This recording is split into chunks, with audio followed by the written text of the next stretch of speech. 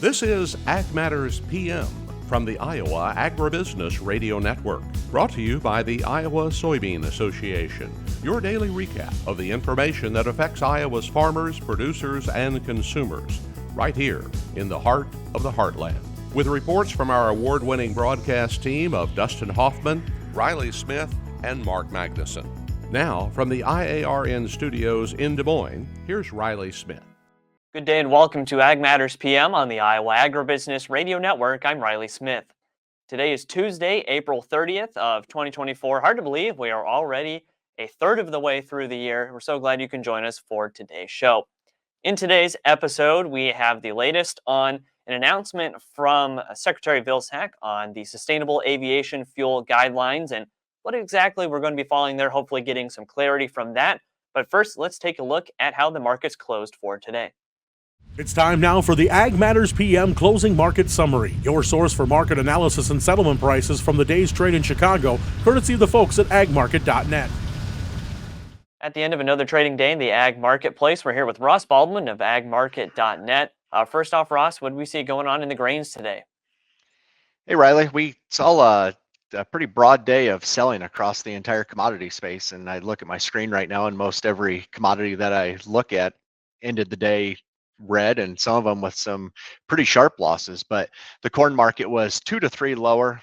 The soybean market, they took the biggest hit today, with beans down 18 to 19 cents. Chicago wheat was 4 cents lower, and Kansas City wheat was down a little bit more. It was 14 cents lower on the day. So, I mean, a lot of that downward action today, are we looking mostly at, weather concerns, planting concerns? Obviously, we had talked before of, it won't be until May that we get any issues with late planting. But now this week here in Iowa, we're looking at wet conditions again. So are any of those concerns starting to crop up, like, legitimately? I don't think the market has any legitimate concerns just yet on planting concerns. It's still a little early, but we're not far off of it. Like you said, you look at what our 10-day forecast is here. I'm in western Iowa, but most of the Corn Belt, we're going to be wet over the next 10 days. It's been raining all day here where I'm at in Anthem. And so that forecast, we're not going to see much of any planting progress happen over the next week. I think right now the market's somewhat comfortable, given yesterday the corn planting progress came in at 27%, which is what the trade was thinking, and that's compared to 22% for the 5-year average. Beans were 18% yesterday. 5-year average on beans is 10%. So I think the market feels comfortable right now. But yeah, if we get out into next week and we're still looking at some wet conditions or wet forecast that further delay this thing, then it's gonna be a different story. But for right now, it's still pretty early. And then looking at the livestock side of things, how did cattle and hogs trade today? Cattle had another extremely volatile day, which has just been the theme of the cattle market over the last, call it, couple months. But live cattle were down anywhere from, say, 2 to 270.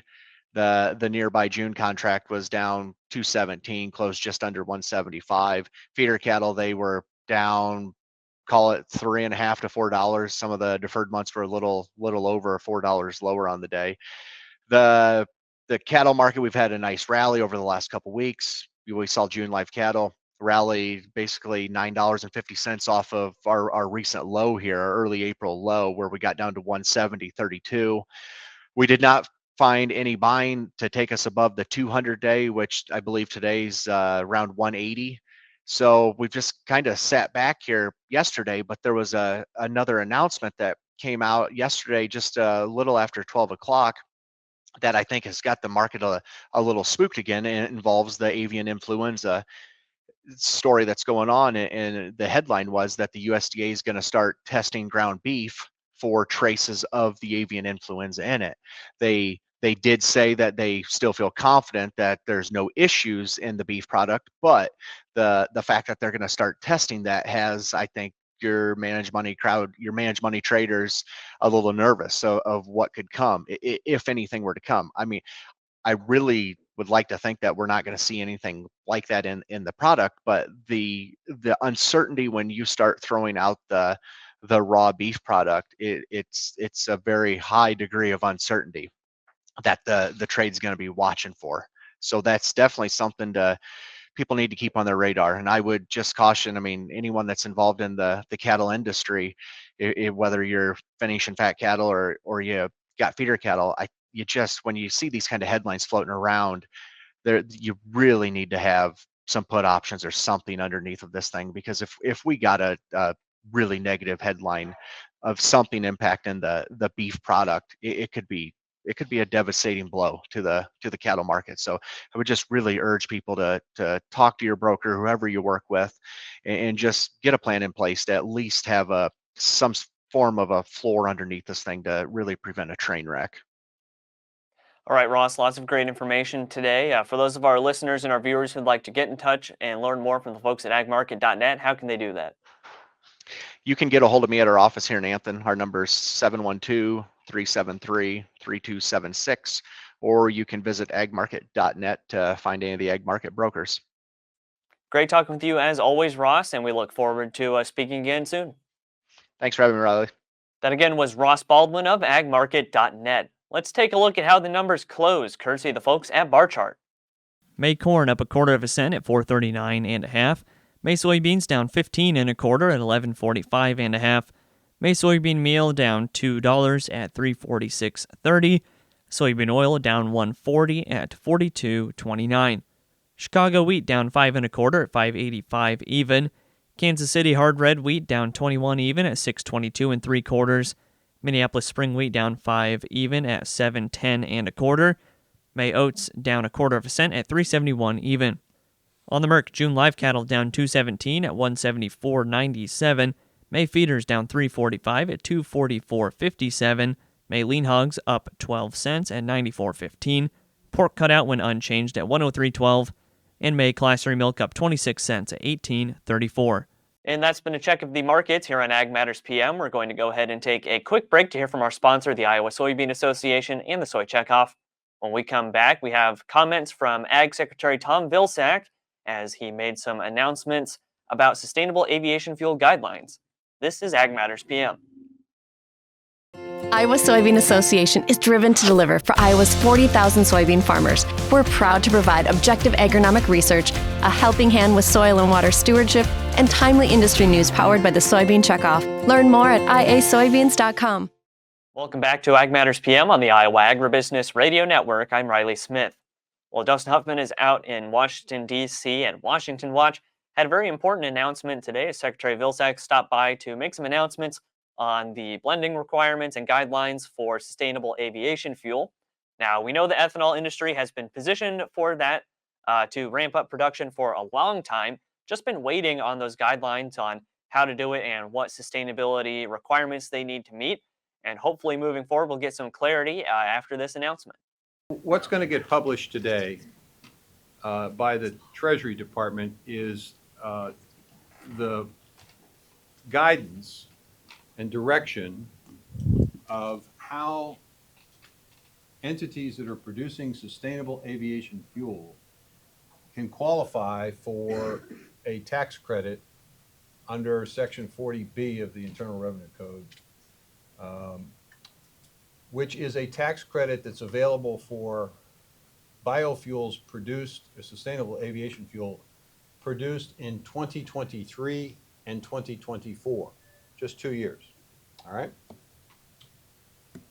It also provides a roadmap for the development of the guidance that will, which will govern the capacity of production in 2025 and beyond. And that's under a tax credit under Section 45Z. All right, so 40B, 2023 and 2024, 45Z, 2025 and beyond, okay? Now, in order to qualify for the tax credit, there's a calculation that has to happen. So this is a hypothetical. Do not report these numbers because they're not accurate, but that'll give you a sense of what this is. So you've got jet fuel that's being produced today, and let's say it has a carbon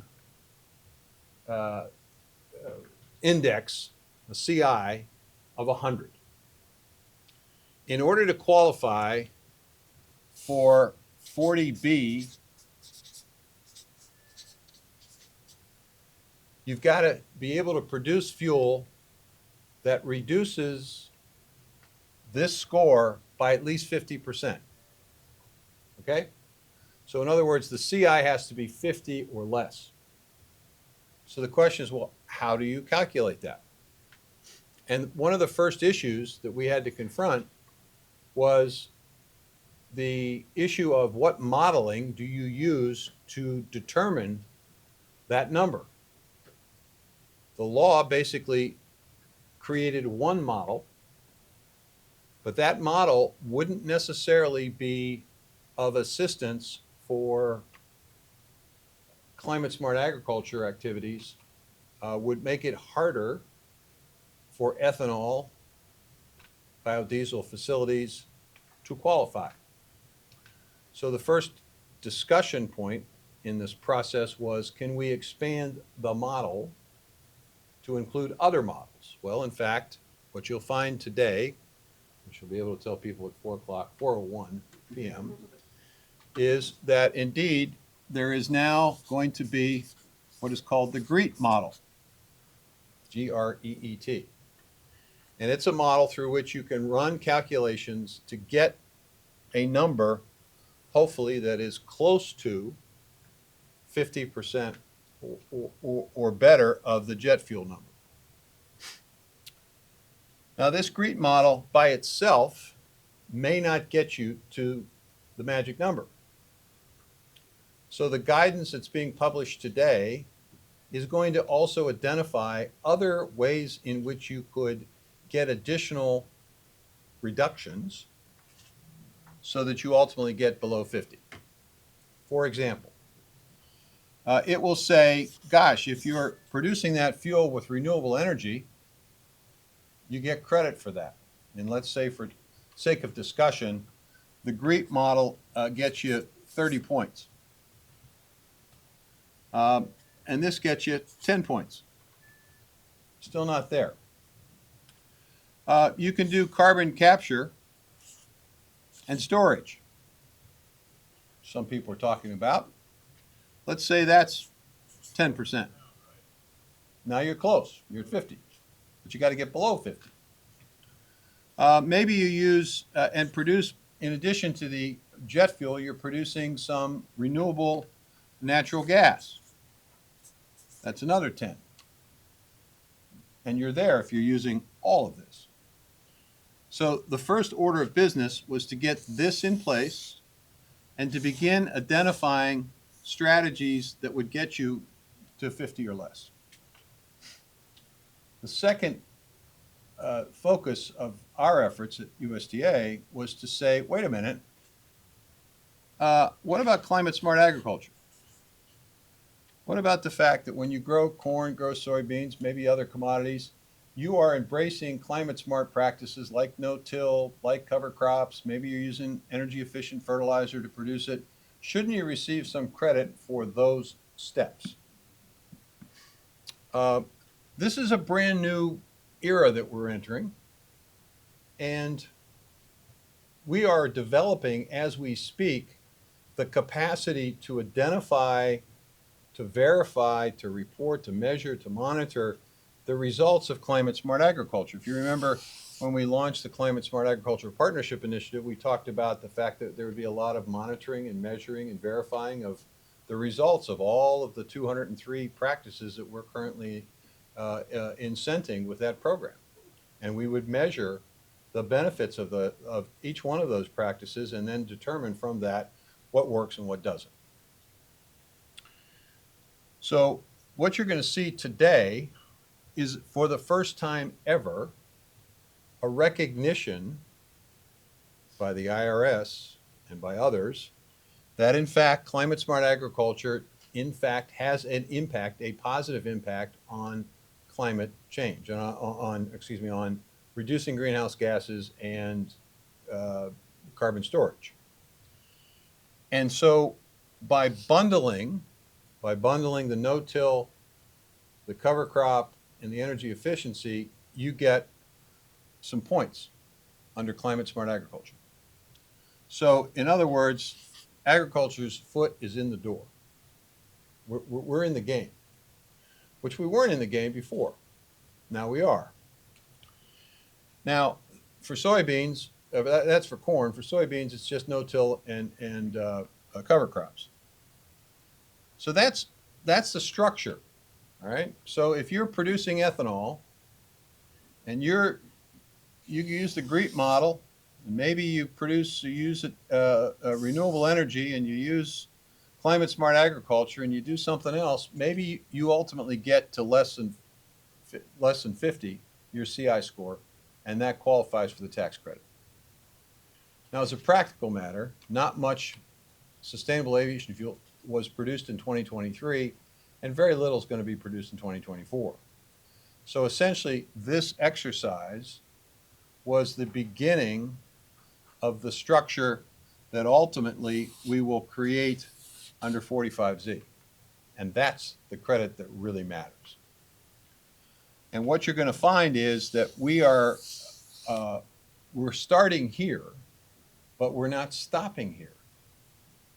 The discussion of 45Z is going to be through the interagency working group that created this, with the understanding that we're going to ask the question, what other commodities beside corn and soybeans ought to qualify, and what other practices beyond no-till, cover crop, and energy efficient fertilizer should qualify. There are a whole series of other commodities that could qualify. There are a whole series of practices that could qualify. And what we'll do over the course of the next 6 to 7 months is work as a group so that we'll be in a position when 2025 comes to essentially create the more lasting program, expanding on this and making sure that agriculture, climate smart agriculture, is fully embraced and involved in the development of sustainable aviation fuel. That again was Ag Secretary Tom Vilsack. That's all we have on this episode of Ag Matters PM. Thanks again for tuning in. You can find all of our content on our website at iowaagnet.com. Also follow us on social media at Facebook, X, LinkedIn, and TikTok, and find our video content as well as previous episodes of AM PM on our YouTube channel. So make sure you subscribe and hit the notification bell to see when those videos go live. Don't forget as well our free Twice Daily Market podcast on Apple, Amazon, Google, Spotify, and Podbean. From the Iowa Agribusiness Radio Network studios in Des Moines, I'm Riley Smith. On behalf of Mark Magnuson, Dustin Huffman, and Andy Peterson, we thank you for watching. This has been Ag Matters PM.